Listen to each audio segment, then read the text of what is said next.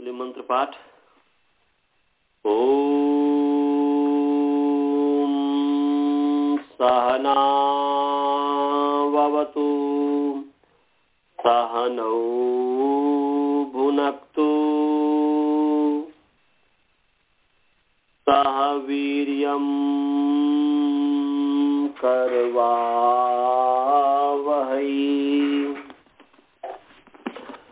तेजस्विनावधीतमस्तु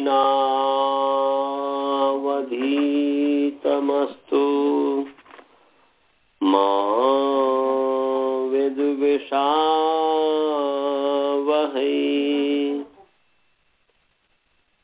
येन धौता गिरः पुंसां विमलैः शब्दवारिभिः तमश्चाज्ञानजं भिन्नम् तस्मै पाणिनये नमः। वाक्यकारं वरुरुचिं भाष्यकारं पतञ्जलिं पाणिनि सूत्रकारं च प्रणतोऽस्मि मुनित्रयम्। ओम शांति शांति शांति।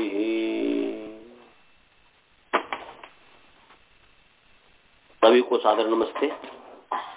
आइए आप सभी का जो है प्रश्नावृत्ति पाठ में स्वागत है। आप सभी से मैं क्षमा चाहता हूं कि किसी कारणवश जो है मैं पाठ नहीं पढ़ा पाया था, इसलिए मैं क्षमा प्रार्थी हूं। और आइए अब कंटिन्यू चलता रहेगा। हमारा क्या पाठ चल रहा था अनंत जी, पता है आप लोगों को? क्या आपको अव्ययी भावस्था तो पढ़ा दिए थे?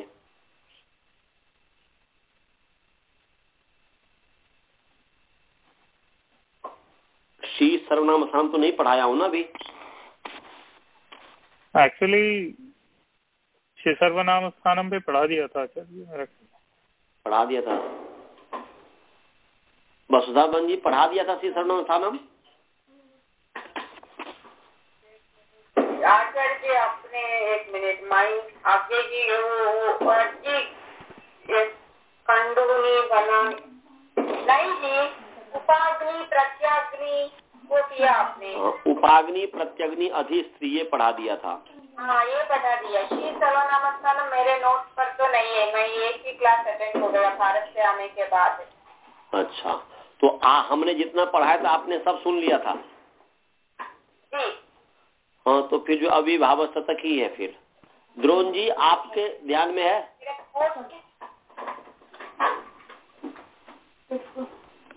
द्रोण जी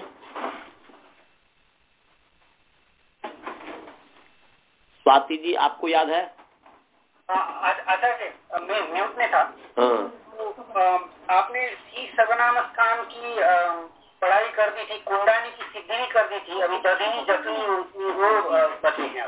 अच्छा, कुंडानी बनाने की सिद्धि मैंने कर दिया था। हाँ सर। अच्छा, वो रिकॉर्ड हो गया हुआ है ना?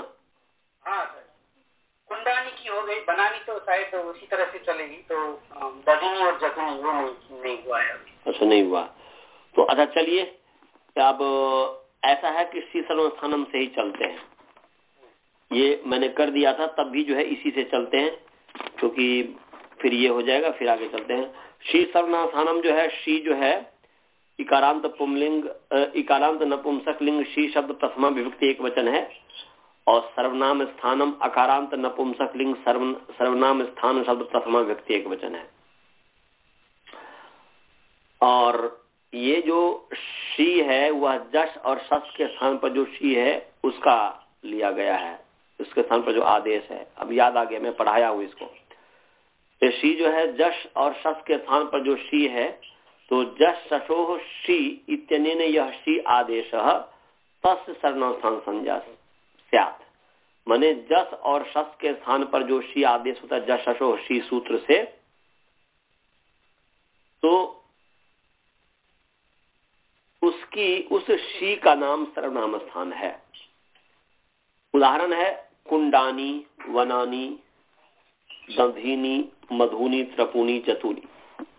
तो कुंडानी है जो है कुंड है, बहुत सारे कुंड को कहते हैं हवन कुंड, जो होता है हवन कुंड। तो कुंड के आगे पूर्ववत जो है जस विभक्ति ले आए और जस को मान करके कुंड की अंग संज्ञा है और अंगस के अधिकार में जस शशोषी कि जस और शस के स्थान पर जो है शी होता है। ये 7.1.20 नंबर सूत्र है, 7वां अध्याय पहला पाद का 20वां नंबर सूत्र है। उसको आप देखना चाहें तो देख लीजिए। 7.1.20 जस शशोषी। तो यहाँ पर जस शशोषी में जस शशोह सकारांत पुंलिंग जस शब्द षष्ठी विभक्ति द्विवचन और शी जो है इकारांत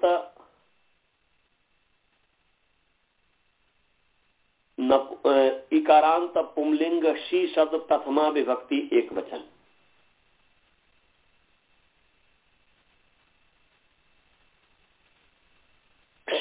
और जो है पदच्छेद विभक्ति हो गई।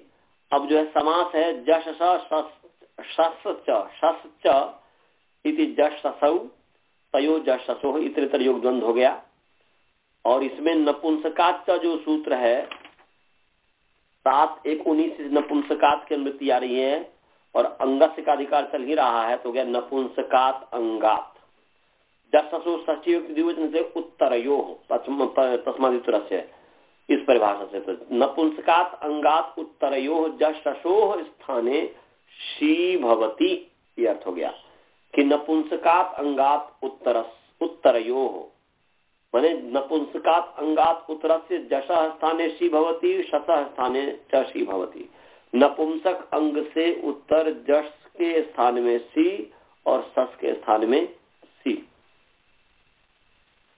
तो यहां पर अर्थ समझ में आ गया ना सभी को? बसदा जी समझ गई अर्थ? समझ गया जी। तो ये कुंड जो है नपुंसक अंग है, उससे उत्तर जस जो है उसके स्थान पर सी हो गया। तो कुंड शी हो गया, अनुबंध लोप हुआ, कुंड ई हो गया। अब ई को मान करके कुंड की अंग संज्ञा है ही, और अंग संज्ञा होने से अंगस्य के अधिकार में नपुंसकस्य झलचः 7.1.72 नंबर सूत्र है, निकाल लीजिए। 7.1.72 नपुंसकस्य झलचः निकाल लीजिए। गुरुकुल वाले निकाल रहे हैं कि नहीं? 7.1.72 निकाल लिया। 7.1.72 बालबोजी मिला?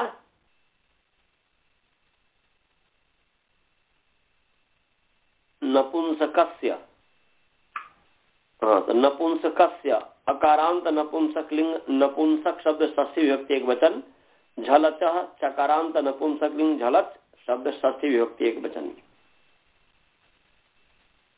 क्योंकि यहाँ पर नपुंसक इसलिए करे झलच को, क्योंकि नपुंसकस्य का विशेषण हो जाएगा। तो झलचः नपुंसक का विशेषण है, इसलिए तदंत विधि हो जाएगी। हो जाएगा झलंतस्य अजंतस्य च नपुंसकस्य। झलंत और अजंत नपुंसक, झल और अच नपुंसक का विशेषण है। तो तदंत विधि येन विधि तदंतस्य विशेषणम तदंत संज्ञा स्यात्।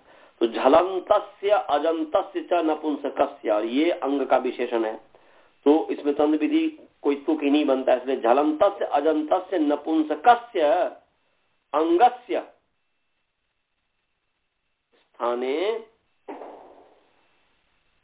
स्थाने भी नहीं होगा, क्योंकि यहाँ पर नुम है, आगम है, ऊपर से अनुवृत्ति आ रही है। इदितो नुम धातो ऊपर सूत्र है, यदि तो नुम धातु 7-1-58 नंबर सूत्र है, 7-1-58 7-1-58, तो उससे नुम की अनुवृत्ति आ रही है, उससे नुम की अनुवृत्ति आ रही है। तो नुम जो है, नुम जो होता है वह आदेश नहीं होता, मित जो होता है वह आगम होता है। वह मित जो है अंतिम अच से परे होता है, मेदुचंत्यात पर, अंत्यात अचः पर मित भवति। तो अर्थ हो गया कि झलंतस्य अजंतस्य च नपुंसकस्य अंगस्य अंत्यात अचः परः नुम भवति, ये अर्थ हो गया। कहाँ ऊपर से अनुवृत्ति आ रही है, सर्वनाम स्थाने की अनुवृत्ति आ रही है, तो सर्वनाम स्थाने परतः। आपको हमने अर्थ बताने की प्रक्रिया बता कि सप्तमी पहले लाइए, तो सप्तमी पहले लीजिए सर्वनाम स्थाने, उगिदताम सर्वनाम स्थाने धातु से सर्वनाम स्थाने की अनुवृत्ति आ रही है, तो अर्थ होगा कि सर्वनाम स्थाने परतः झलंतस्य अजंतस्य च नपुंसकस्य अंगस्य अंत्यात अचः परः नुम भवति, नुम आगमो भवति, ये अर्थ हो गया।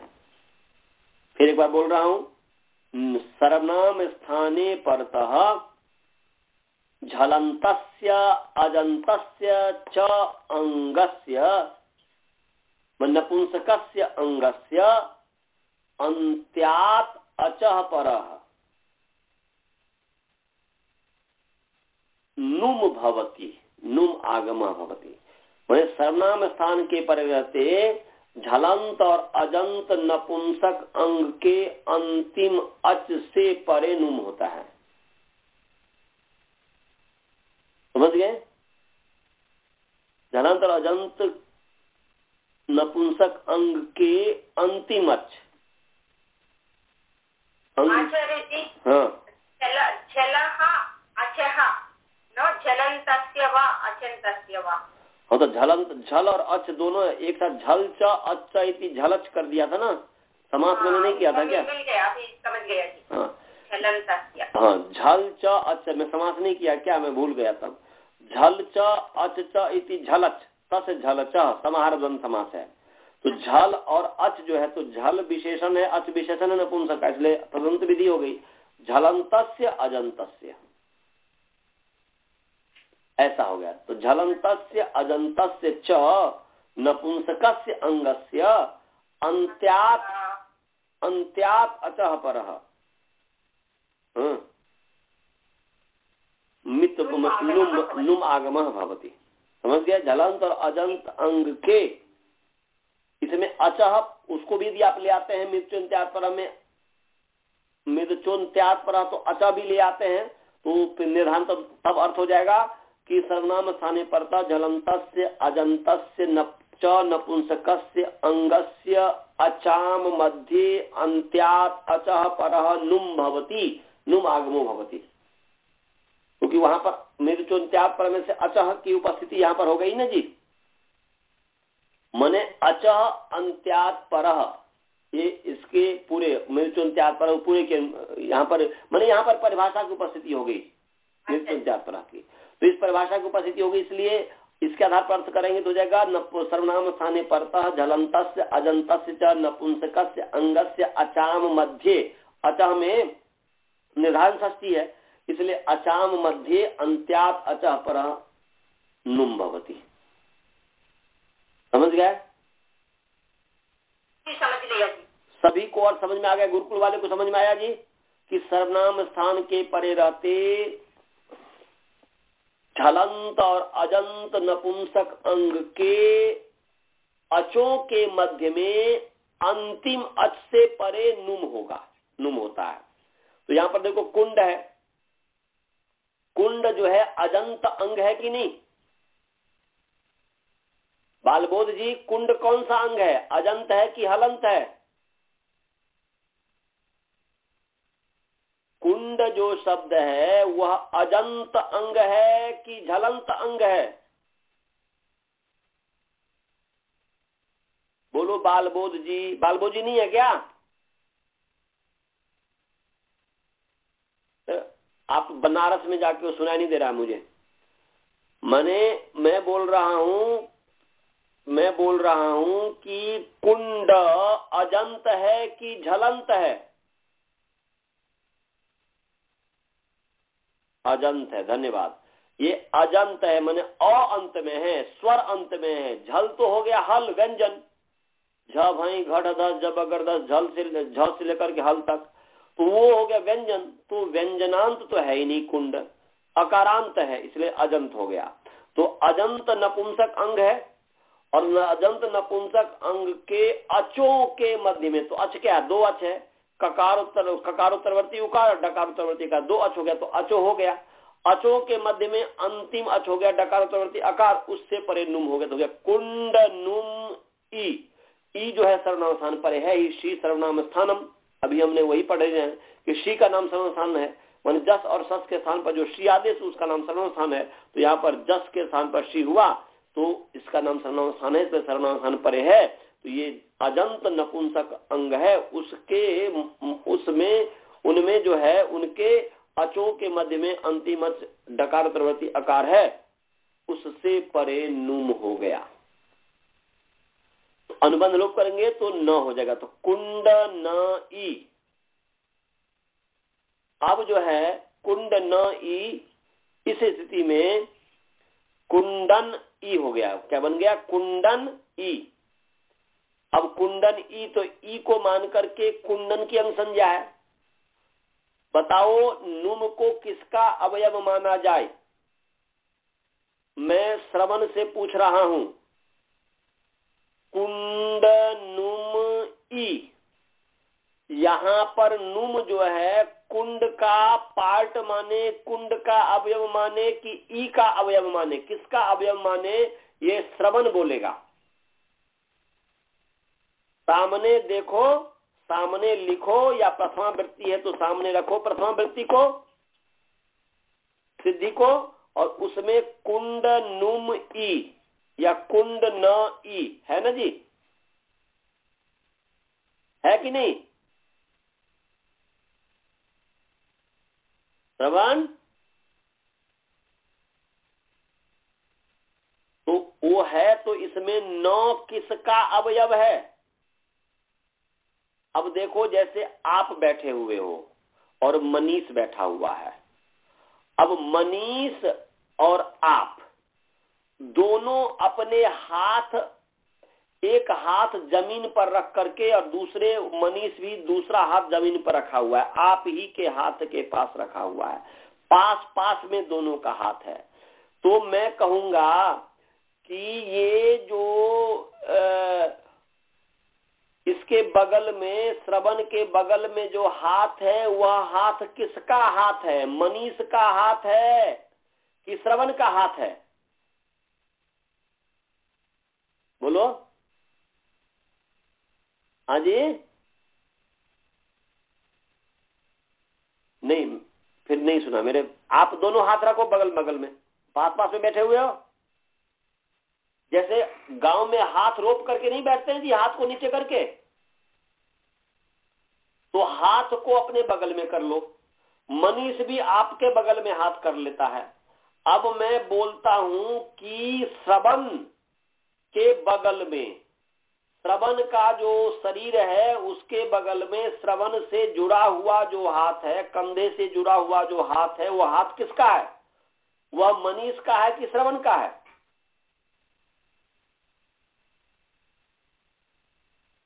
श्रवण का है। और मनीष के कंधे से जुड़ा हुआ हाथ जो है, वह हाथ किसका है? मनीष का। ऐसे ही वही सवाल यहां है। यहां पर है कि कुंड नुम ई है, नुम किसको हुआ है? ई को हुआ है कि कुंड को हुआ है? Very nice. कुंड को अंतिम अच से परे हुआ है, तो ये नुम किसका अवयव होना चाहिए? कुंड का अवयव होना चाहिए कि शी का अवयव होना चाहिए? कुंड का अवयव होना चाहिए। समझ में आया? हाँ, तो ई कुंड का अवयव है, सॉरी, नौ कुंड का अवयव है, ई का अवयव नहीं है। इसलिए ई को मान करके कुंडन पूरे है इसकी अंग संज्ञा है, क्योंकि आगम जो होता है वह आगमी का ही परिवार माना जाता है, आगमी का ही भाग होता है। आपके घर में जब कोई अतिथि आता है तो अतिथि जो है जितने देर आपके घर में है वह आपका ही परिवार का हिस्सा माना जाएगा कि नहीं माना जाएगा? वह आपके परिवार में आपका यदि कोई बहनों आ गया, जीजा जी आ गए, कोई भी आ गए तो आप ही के परिवार के हो गए ना जी। तो यहां पर भी इसी तरीके से यहां पर कुंडन में कुंड को न हुआ है डकार आकार के आगे, तो वह कुंड का ही अवयव है, तो कुंड की अंग संज्ञा है, तो कुंडन पूरे की अंग संज्ञा होगी कि नहीं होगी? अपने आप ही अंग संज्ञा हो जाएगी। ये समझने की माने ये कोई बुद्धि की ज्यादा चलाने की बात है ही नहीं। तो कुंडन ई को मान करके कुंडन की अंग संज्ञा है, ई को मान करके कुंडन की अंग संज्ञा है, यस्मात् प्रत्यय विधिता प्रत्यंगम से। समझ में आ गया? माने ई को मान करके कुंडन की अंग संज्ञा है। कोई कहे कि नी को मान करके कुंड की अंग संज्ञा क्यों नहीं है, तो क्या उत्तर दोगे? नी को मान करके कुंड की अंग संज्ञा क्यों नहीं है, इसका जवाब कौन दोगे? मनीष देगा। मनीष से प्रश्न समझ में आएगा? पहले समझ में आया? मैं बोल रहा हूं कि कुंडन ई, तो यहां पर नौ को आपने निश्चय कर लिया कि कुंड का अवयव है, ई का अवयव नहीं है, ई का परिवार नहीं है, कुंड का परिवार है, नौ कुंड की फैमिली में है। तो अब मैं बोल रहा हूं कि यदि नौ को ई में मिला दिया तो नी को मान करके कुंड की अंग संज्ञा क्यों नहीं होगी, ई को मान करके ही क्यों होगी? तो क्या इसका उत्तर है? मनीष बता सकता है इसको, या कोई भी गुरुकुल में कोई भी विद्यार्थी बता सकता है?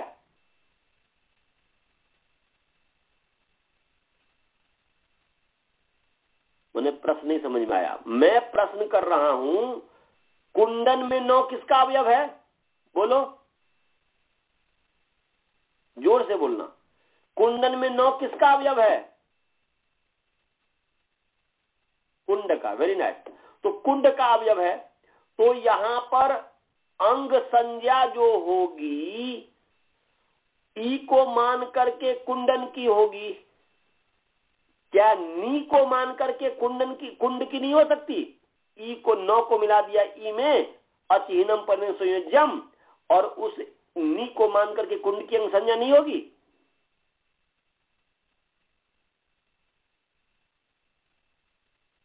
आप लोग विचार करो, मैं अभी पूछ रहा हूं। वसुधा जी आप बताइए जी। उधर का क्या होता है? कुंड नकार इकार, और ई के लिए तो कुंडन तो पूरा अंग मानता है। नी को मान कर कुंड को क्यों नहीं करें अंग संज्ञा? भाई क्या हानि क्या हो जाएगी? हानि इकार को मानकर उस पर गुण या वृद्धि को आवश्यकता होता तो कुछ मुश्किल होता है ना? नहीं, क्या मुश्किल होगा?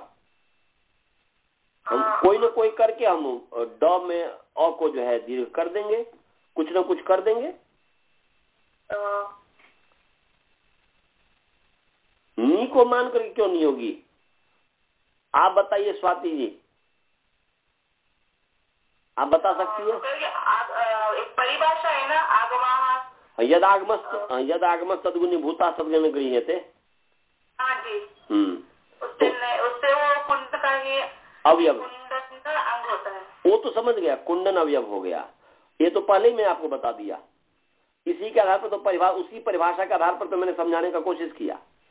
परंतु ये है कि यहाँ पर नी को मान करके कुंड की अंग संज्ञा को, ठीक है नौ का अवयव है, अवयव हो गया, नी को मान करके अंग संज्ञा क्यों न किया जाए?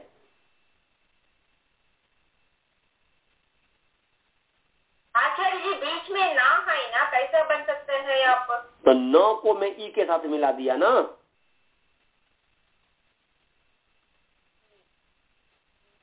9 को बहुत ही सरल मतलब इसका उत्तर है। आप लोग जानते सब है, ऐसी बात नहीं कि नहीं जानते हैं। आचार्य जी कैसे करता है? अब रुक, ये अनंत जी कुछ बोल रहे हैं। अनंत जी आप बोलिए। आचार्य जी, उससे जिससे प्रत्यय का विधान किया जाए, यस्मात् प्रत्यय विधित सदादि प्रत्यय अंगम, तो प्रत्यय का विधान शी का विधान तो कुंड से किया है, उसमें नुम का आगम हुआ है।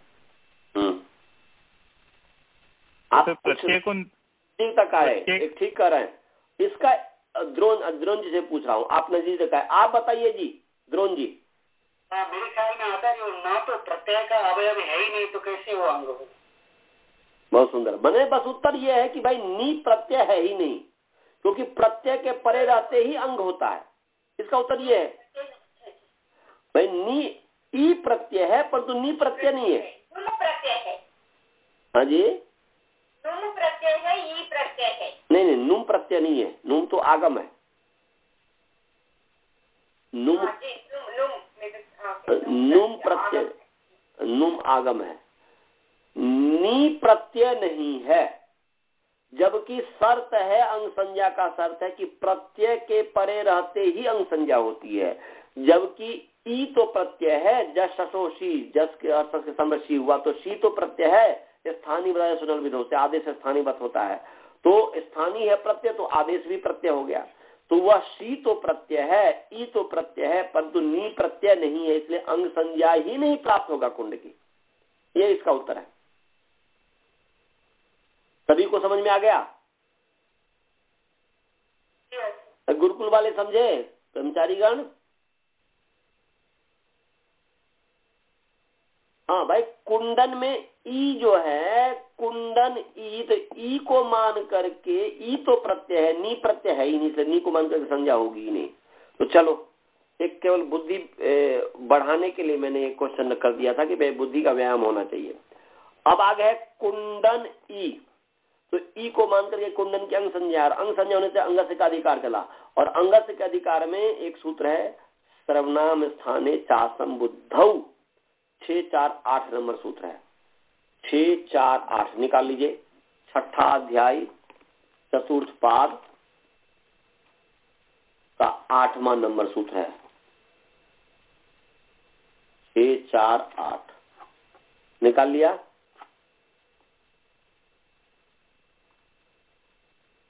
निकाल लिया। हाँ, 6, 4, 8 सर्वनाम स्थाने चा संबुद्धौ। अब जो है सर्वनाम स्थाने अकारांत नपुंसकलिंग सर्वनाम स्थान शब्द सप्तमी व्यक्ति एक वचन है, च अव्यय पद है, असंबुद्धौ इकारांत, इकारांत पुंलिंग असंबुद्धि स्त्रीलिंग होना चाहिए, क्योंकि संबुद्धि बुधा से 3 प्रत्यय हो गया है, स्त्रीलिंग है। इकारांत स्त्रीलिंग असंबुद्धि शब्द सप्तमी व्यक्ति एक वचन। समास असंबुद्धौ जो है, न संबुद्धि असंबुद्धि तस्याम असंबुद्धौ, यहाँ पर अभी स्त्रीलिंग को ही लेकर के चलते हैं, क्योंकि समपूर्वक बुद्ध धातु से 3 प्रत्यय है और उससे बुद्धि बन जाएगा, और बुद्धि और संबुद्धि और उससे जो मति की तरह है। तो न संबुद्धि असंबुद्धि तस्याम असंबुद्धौ नई तत्पुरुष समास हो गया। समास सभी को समझ में आ गया जी? न संबुद्धि असंबुद्धि तस्याम असंबुद्धौ, ये नई तत्पुरुष समास हो गया। सभी को समास समझ में आ गया? तो यहां पर जो है पर्युदास प्रतिषेध है, तो हो गया संबुद्धौ भिन्ने सर्वनाम स्थाने परतः, यह हो गया संबुद्धि, संबुद्ध मने संबुद्धौ भिन्ने या संबुद्धि भिन्ने, एक साथ कर दीजिए, संबुद्धि भिन्ने सर्वनाम स्थाने परतः। क्या हो गया जी? संबुद्धि भिन्ने, संबुद्धि भिन्ने पर्युदास प्रतिषेध होने के कारण यहां पर हमने संबुद्धि भिन्ने कर दिया। तो संबुद्धि भिन्ने सर्वनाम स्थाने परतः, अब ऊपर से नोपधाया की अनुवृत्ति आ रही है। इसके ऊपर 6, 4, 7 नंबर सूत्र है नोपधाया, इससे नोपधाया की अनुवृत्ति आ रही है। और 6, 4, 3 से नामी की अनुवृत्ति आ रही है। 6, 4, 3 से जो है नामी की अनुवृत्ति आ रही है। अंगस्य का अधिकार चल ही रहा है। और ड्रॉ लोपे पूर्वस्य दीर्घोणः, ये 6ठा अध्याय 3रा पाद का सूत्र है। ड्रॉ लोपे पूर्वस्य दीर्घोणः, उससे दीर्घ कितने नंबर सूत्र है जी? ड्रॉ लोपे पूर्वस्य दीर्घोणः, उससे दीर्घ की अनुवृत्ति आ रही है। कितने नंबर सूत्र है ड्रॉ लोपे पूर्वस्य दीर्घोणः? 6, 3 माने 111। अच्छा, 6, 3, 111। हाँ, तो 6, 3, 100 हमारे में 110 है। ठीक है, तो ड्रॉ लोपे पूर्वस्य दीर्घोणः दीर्घ प्रकरण जो है इसे दीर्घ की अनुवृत्ति आ रही है। 6, 3, 110 हमारे प्रथम वृत्ति के आधार पर, आपके आधार पर जो है 11, तो उससे दीर्घ की अनुवृत्ति आ रही है। तो अर्थ क्या हो गया जी? नोपधाया, तो न जो है न उपधाया, न अविभक्त्यंत पद है।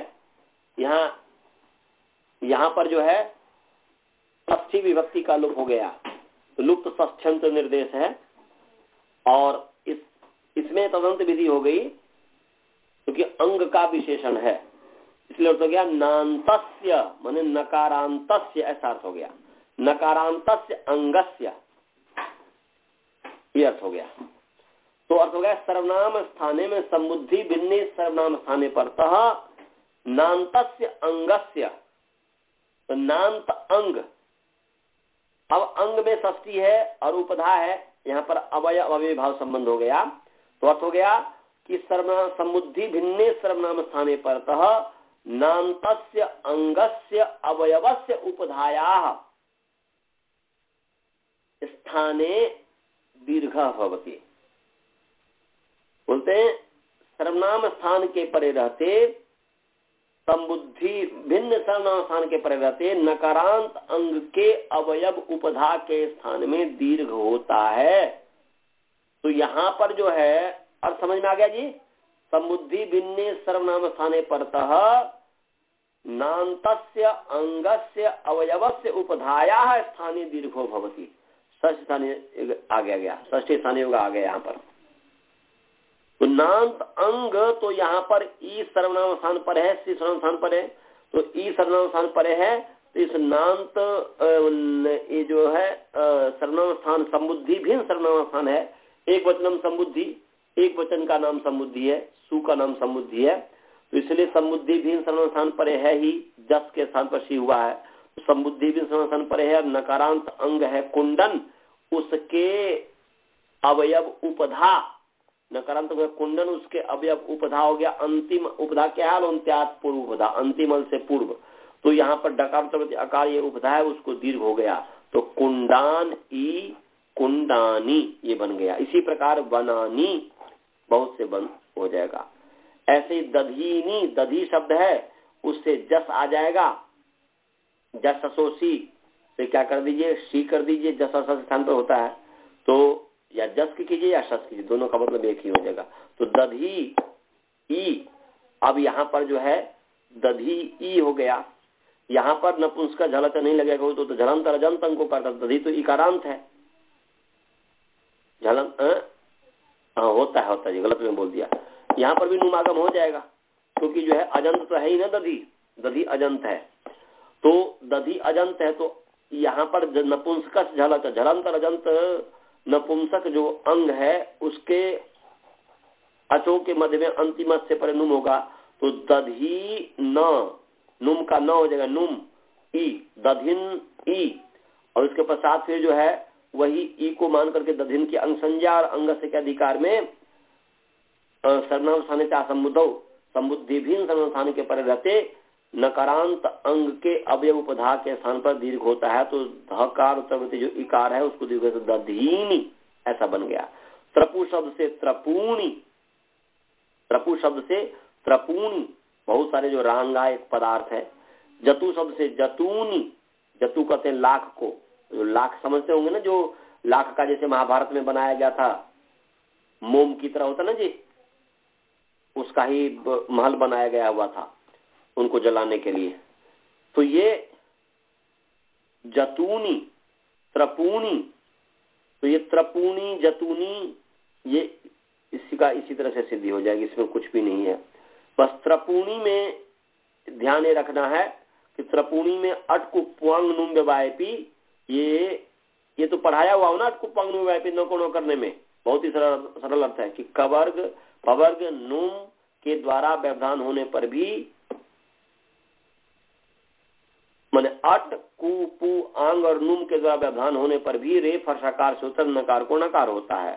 तो रेफ है त्र में, त्रपुष में त्र में र है, रेफ से उत्तर जो है नौ है, नौ को नौ हो गया, भले ही बीच में अट का व्यवधान। तो र रेफोत्तरवती अकार का व्यवधान है, पवर का व्यवधान है, उ का व्यवधान है, अच का व्यवधान है, तभी नौ को नौ, इसलिए त्रपूणी ये बन गया। इसी प्रकार जो शस के रूप भी ऐसे ही बनेंगे, मने कुंडानी, वनानी, दधीनी, त्रपूणी, जतूनी। तो इसमें कोई भी विशेष नहीं है, समझे जी? सभी को सिद्धि समझ में आ गया? सी सर्वनाम स्थान समझ में आ गया? गुरुकुल वाले को समझ में आया जी? हाँ जी, आप लोगों को समझ में आया? हेलो, समझ लिए? अब आगे है सुरनपुंसकस्य, सुरनपुंसकस्य सुट। आगे चलिए 1:4 नंबर सूत्र है। सुरनपुंसकस्य सुट, टकारांत पुंलिंग सुट शब्द प्रथमा व्यक्ति एक वचन। अनपुंसकस्य अकारांत नपुंसकलिंग, अनपुंसक शब्द षष्ठी विभक्ति एक वचन।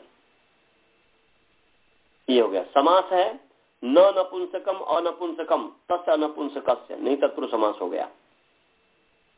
अनुवृत्ति इसमें सर्वनाम स्थान की आ रही है। तो क्या अर्थ हो गया? अनपुंसकस्य सुट सर्वनाम स्थानम भवति। क्या हो गया जी?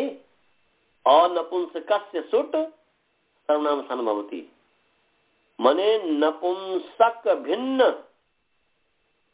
जो पुंलिंग और स्त्रीलिंग शब्द है उसके जो सुट हैं, उससे संबंध रखने वाला जो सुट है, सुट माने सु औ जस अम औट, सु औ जस अम औट, इसकी सर्वनाम संज्ञा है। तो अनपुंसक सुट सर्वनाम भवति, माने नपुंसक भिन्नस्य शब्दस्य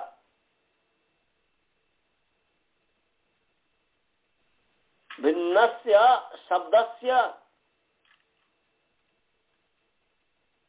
संबंधी सुट, नपुंसक भिन्न का संबंधी, नपुंसक भिन्न शब्द का जो संबंधी सुट है उससे संबंध रखने वाला जो सुट है उसका नाम सर्वनाम स्थान है। इसलिए नपुंसक भिन्नस्य संबंधी सुट सर्वनाम स्थानम भवति। नपुंसक भिन्न परिदास करेंगे तो हो जाएगा नपुंसक भिन्नस्य संबंधी सुट, नपुंसक से भिन्न शब्द के संबंधी सुट का नाम सर्वनाम स्थान है। माने स्त्रीलिंग और पुंलिंग से परे सु औजस अम औट जो करेंगे, पांच प्रत्यय हुआ, इसका नाम सर्वनाम स्थान है।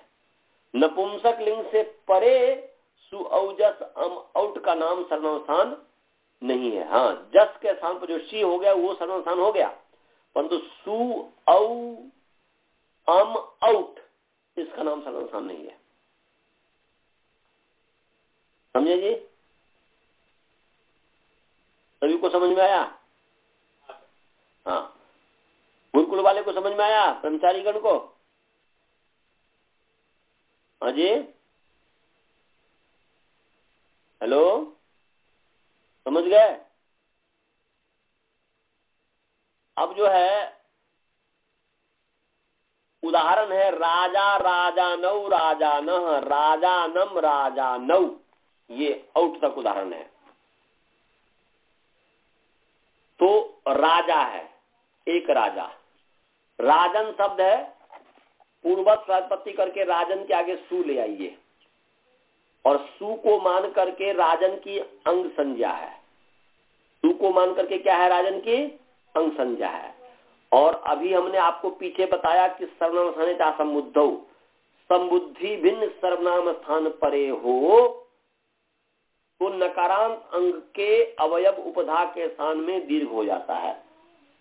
तो यहाँ पर सु जो है सर्वनाम स्थान है, यहाँ पर जो है संबुद्धि भिन्न सर्वनाम स्थान है। संबुद्धि भिन्न एक वचन की संबुद्धि संज्ञा है, वह जो है तो संबुद्धि भिन्न सर्वनाम स्थान की, तो संबुद्धि तो वो हो गया उसमें संबोधन में जब आ जाएगा ना जी, सामंत्रितम, आमंत्रित जिसकी संज्ञा उसकी संबुद्धि बने वो है।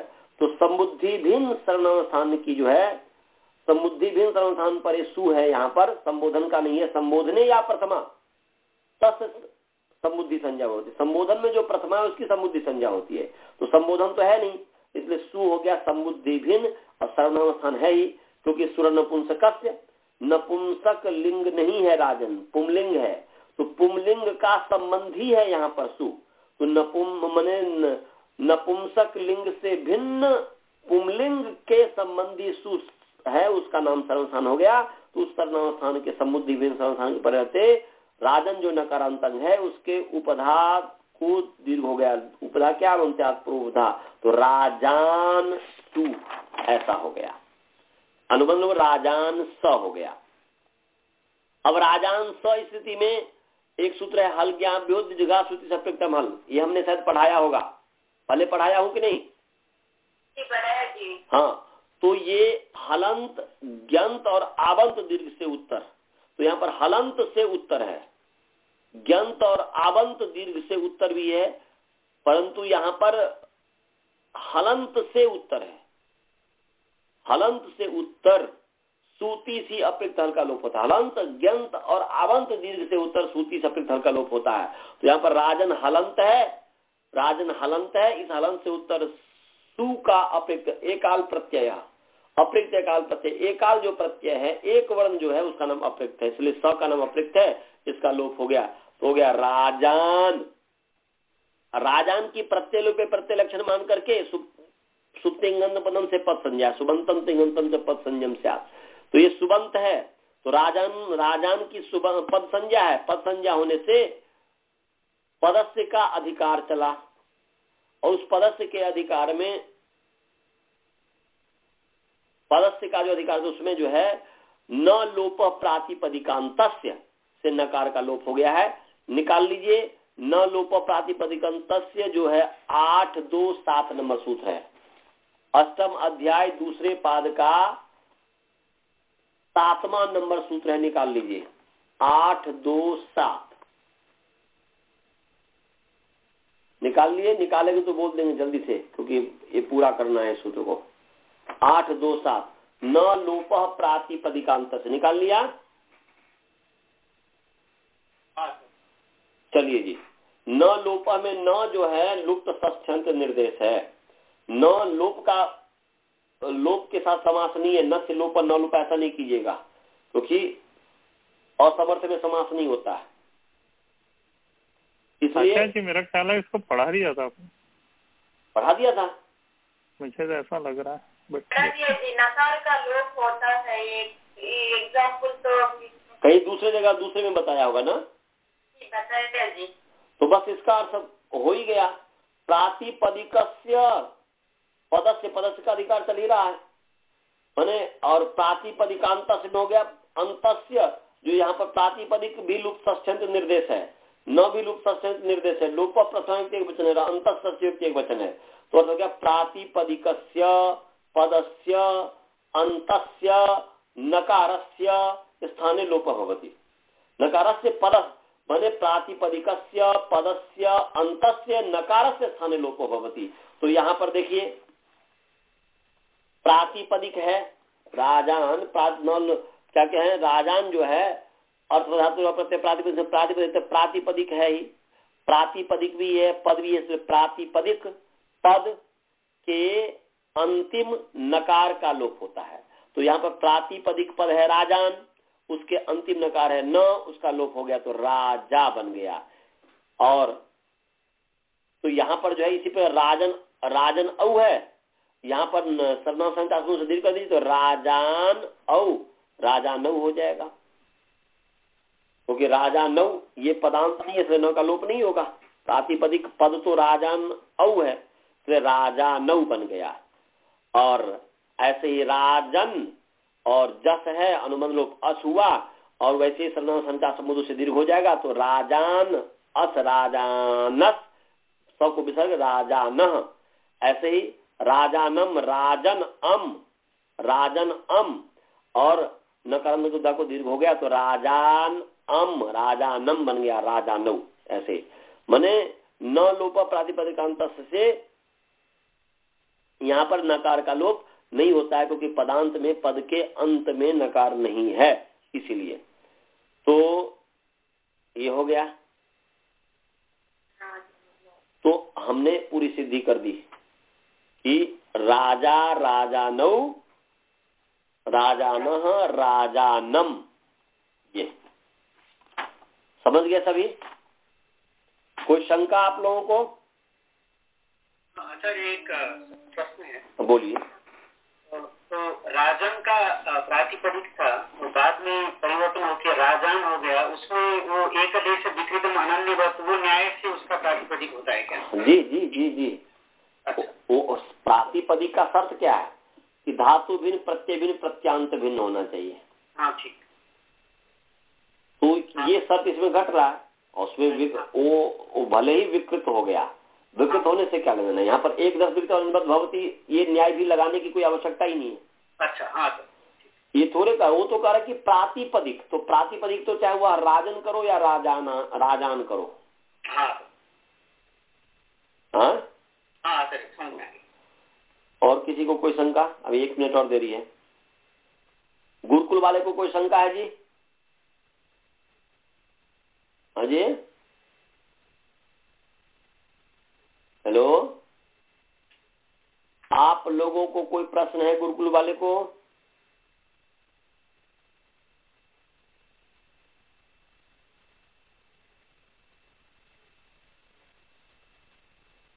राजान कैसे आया? राजान वही तो बताया हूं कि राजान में सर्वनाम स्थानिता संबुद्धों से जो न के उपधा को दीर्घ हो गया है तो राजान बन गया। राजन था, राजन और सु है, तो संबुद्धि भी सर्वनाम स्थान परे सु है, उसके परे रहते यहाँ पर जो है नकारांत अंग के उपधा हो गया ज में अ, और उसको दीर्घ हो गया तो राजान बन गया। ये तो यही है, यही तो मैं पहले बताया था, आप ध्यान से नहीं सुना था, कोई बात नहीं।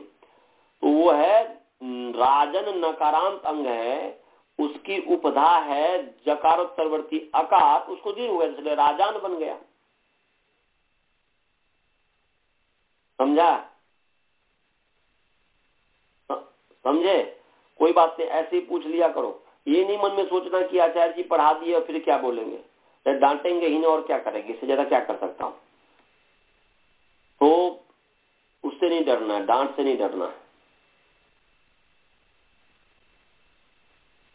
और किसी को कोई प्रश्न? अनंत जी आपको कोई प्रश्न है? नहीं आचार्य जी, अभी तो नहीं। वसुधा जी, स्वाति जी, कोई प्रश्न है? चलिए तो मंत्र पाठ करें, मंत्र पाठ करें। ओम पूर्णमदः पूर्णमिदं पूर्णात् पूर्णमुदच्यते पूर्णस्य पूर्णमादाय पूर्णमेवावशिष्यते। ओम शांति शांति शांति। सभी को सादर नमस्ते जी। नमस्ते।